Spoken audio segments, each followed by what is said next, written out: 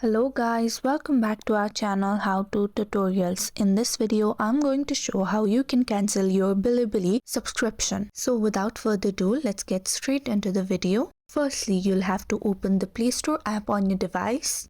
Make sure you're logged into your Google account, and in the top right corner of your screen, you'll see your profile icon. Tap on that. Now on the third option, you'll see Payments and Subscription. Tap on that. Again, tap on the subscriptions option.